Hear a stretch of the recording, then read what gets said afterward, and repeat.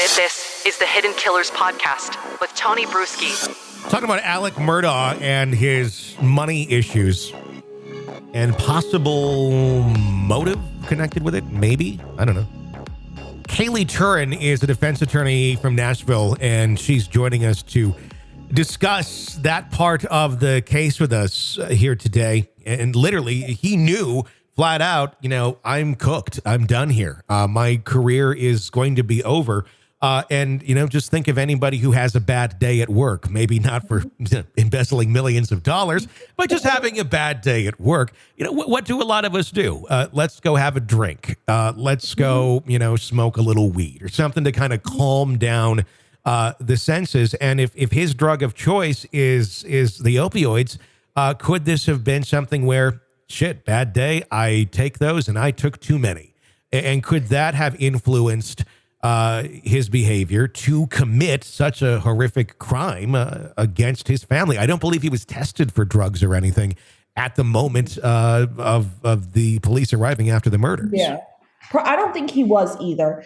And, there's not a set limit of, hey, you take this many pills and then all of a sudden you become violent. Sure. It sounds like he had a pretty high tolerance that if he started going crazy, he was risking overdose. So I don't think it was, I'm just going to pop 3 more pills today and now I become violent.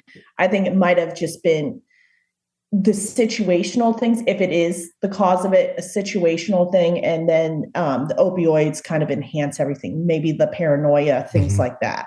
So I think, again, it goes just towards personality and him to begin with. Just maybe one of the many ingredients in the cake that is Alex Murdaugh. Right, not the full factor. Yeah, exactly. The evidence that has been presented, there's been a lot of it. And we were talking earlier about some of the circumstantial evidence and such. In your experience, when you have things like the digital evidence, and it is pretty damning, and a lot of it, it doesn't lie. Your GPS is going to say where GPS is. There's not a lot of GPSs that are telling you wrong coordinates for where you were. And timestamps. They're there. They are just simply factual pieces. Whether or not he was behind the wheel, well, he's the one who said he was driving the vehicle all night and nobody else was. Right. So that's pretty much, I don't think there's going to be an argument for anyone else driving this, considering he's already said what he was doing with that vehicle all night. When it comes to a jury absorbing the evidence and taking it into play and the weight of it, when they're considering innocence or guilt, what are some of the pieces that really seem to resonate and are most effective with a jury? I know on the outside we can look and say this is extremely damning, but that may not be what a juror may feel who's not really truly an expert in some of these areas or have much experience dealing with. Right. And that's a big problem. We were taught in law school, essentially jurors are like third graders. You have to explain everything down and stuff. But even when you explain everything down, you just don't know what they come in with preconceived, thoughts and everything. This is a family that, the big thing they're going up against is that everybody knows this family out there. There's no way to get around that. You don't know if they could have ran into this family and had bad interactions previously, and they're still holding on to that. Because unfortunately, we've seen in cases like here in Nashville, the Vandy rape trial, where a juror was caught after the trial that he had lied. Jurors do lie, unfortunately. They get big penalties if they're caught lying, but you just never know what a juror thinks and what they feel is a big piece of evidence. Like in my trials and stuff, I go in thinking like, okay, this is going to be the smoking gun and things like that. And then afterwards talking to them, it's actually something completely different. And you're like, I never thought you would find that point big. So the fact that we're all on the outside thinking something, they may be thinking something else. But the GPS and the electronic evidence is a big con for the defense. I do agree with that. And that's a hard hurdle. And I think the defense is just going to need to be like, look, there's no DNA. It's hot out. There's no sweat or anything else like that on the bodies. There's nothing else. We don't have the gun. We don't have anything else. So I think they just need to play up that part of it. Yeah, exactly. I mean, we don't have the gun. We don't have the DNA, but he's wearing different clothing from what was said earlier. We see a cell phone on the side of the road. And then the GPS showing us that his vehicle sped up precisely where the cell phone was on the side of the road. And it's like, well, you toss something out. Yes. And naturally you're probably going to speed away and try and, you know, whether you're tossing a Pepsi can or a cell phone, nobody wants to get caught littering, whatever it may be. So there's just so many pieces there. I saw today there was a forensic engineer that came in and was speaking about the height of saying that the height of the shooter was, I believe, shorter than what Alex Murdaugh was based on the trajectory of the bullets and such. Is that something that is going to weigh, stronger for the defense of Murdaugh, or is in comparison to things that are a little more in stone, like the digital evidence that is pointing at him with damning fingers?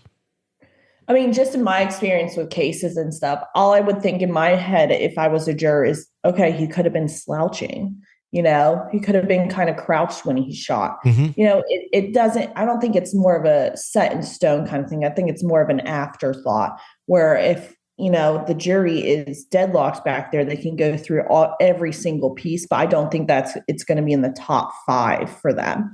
I think the biggest thing that the prosecution has is that digital evidence, because people try and fake it, but you can't fake cell phone data. There's been a lot of cases that I've had that is literally the only smoking gun they have. And it is such a smoking gun. There's no going back on that.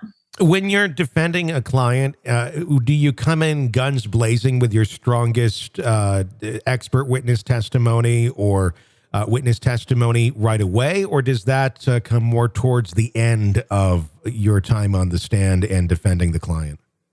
It just depends on every case. One case, I was able to have him be able to testify, and he went through, we just talked like, okay, let's talk about your side of the story. And then we went back through it all and then had it side by side. Okay, so you had mentioned this. This is the proof that corroborates that. And that thing. And then I brought in my other witnesses.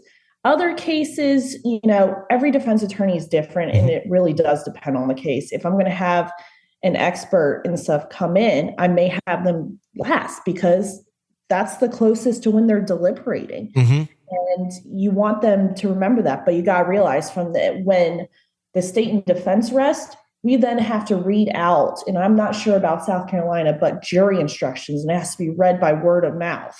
And that can sometimes be 30 pages. And then you have closing. So a lot of the times the jurors forget about stuff. So it's kind of strategy there when you want it. But there's not really a set rule on when you want to have your expert or best smoking gun brought in. You just got to hope that the juror's been paying attention the whole entire trial. What do you think we're seeing right now today with Buster being on the stand right away? And then we have this forensic engineer speaking about the height. Are these some of the best defenses that they have? Or are we just seeing, early rounds right now, in your opinion? Well, I thought Buster testified really well and everything, and I don't know if they've released their witness list or anything to the public yet, or if we're just on pins and needles waiting. I didn't get to see or find any of that, but it sounds like they really don't have much that they can bring up on their side expert wise. It sounds like they've already done it because I believe they had their own coroner come in. And testify already. I believe that was last Friday. And then now we have Buster. So I think it might be good to almost end with Buster, who's, saying, hey, look at this third party, possibility. My dad was a good guy. He was never violent. Yeah, I had spankings as a kid, but I mean, we're in the South, that's a normal upbringing for kids.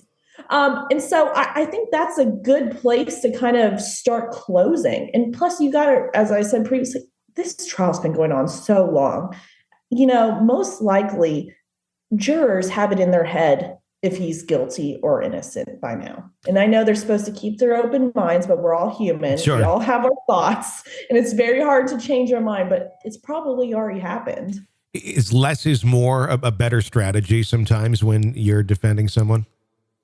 I think so. I think it's also gauging the jurors' reactions. I've had one where the state would object every 2 minutes, and this judge required us to go to the side on every objection, and the jurors are just getting frustrated. Like, come on, let's go. This is nothing. Let's get it going. I want to go home to my family. And so then it's a strategy of, okay, I'm not going to object to every little thing unless it's relevant, because they see that and they get prejudicial against, the state or defense. So it's more of that gauging. So I think in this one, where it's been such a long trial, less is more, and you got to lead with your biggest things. This is an examination of the hidden human condition. This is the Hidden Killers Podcast with Tony Bruschi. Kaylee Turin, thank you so much for your insights as a defense attorney as the case continues to move forward. Curious to see how long it will go. Love to get your thoughts on what we've talked about with Kaylee. You can call and give your feedback. 888-5-KILLER, 888-554-5537. Your thoughts on the case. Let us know. We may use it on the air here. Be sure to press subscribe so you don't miss any of our discussions on this case as it continues to go forward. You can even get a commercial-free experience through Apple Podcasts. I'm Tony Bruschi. Thanks for listening.